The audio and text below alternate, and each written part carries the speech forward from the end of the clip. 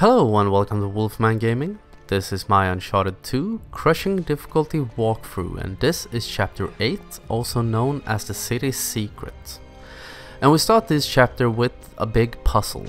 We have this giant statue in the middle of a room, depicting a deity to be named later. I'm sorry, I cannot remember who it's supposed to be. I think it may be Shiva or something like that. But you need to move around this room and move the statue's arms, or some of the arms, into new positions to open up the big sphere thing it holds in the middle. I don't know if that's supposed to be Earth or no, just some kind of big holy sphere.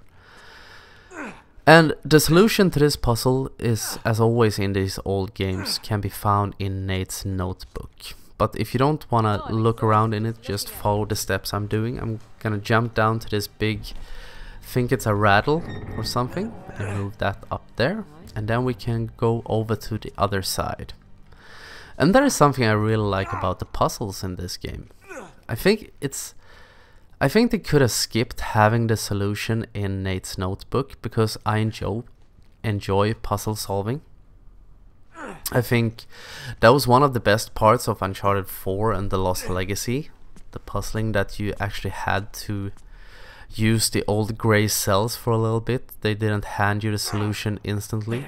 You could get clues if you were waiting around for too long, just banging your head against the wall and couldn't find the solution. But anyway, what I was getting to was the fact that some of the arms are already in the right position. Nice one. Thank you. And that is something I like, because that can trick you a little bit when you're doing this the first time. And don't be scared that that walkway is falling down. It's just that if you by accident, what I was gonna say, jump down from here, you have a quick access route to get back up.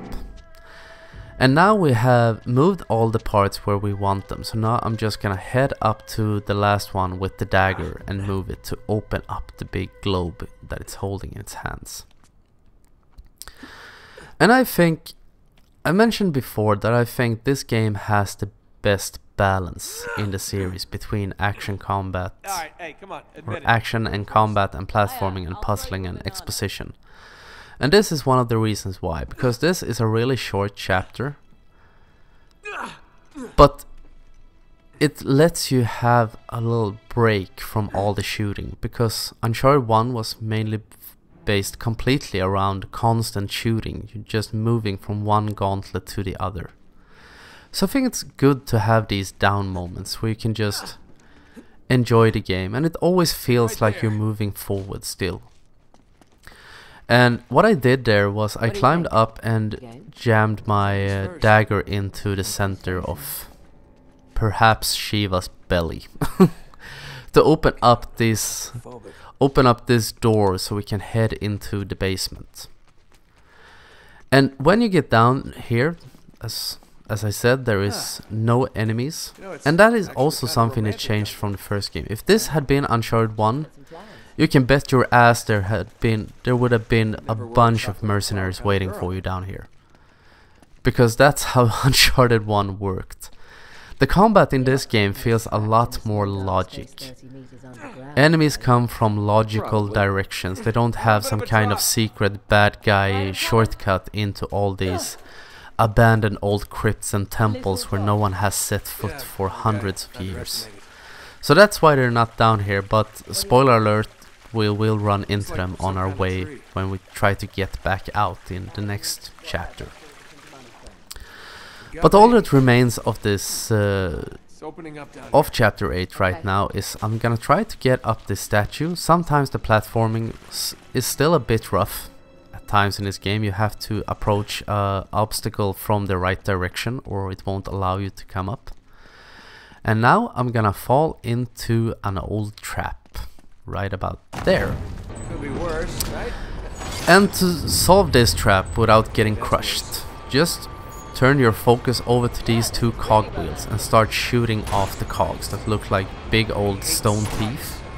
If you're smart, you shoot the ones in the middle and don't start at the top like I did. So as soon as you've shot off a few of them, Get the hell out you of see the wheels don't get a grip to each other anymore, and you will reset the trap and you can head on out. And now all that remains is just head up these stairs and up the other set of stairs, and you will be in the inner chamber, and we can get our next clue on our quest to find Shambhala. So I'm just gonna make a quick right here, and that is the end of chapter 8. So I want to thank you very much for watching, and I will see you again in my next video. So until next time, this is the Wolfman signing off.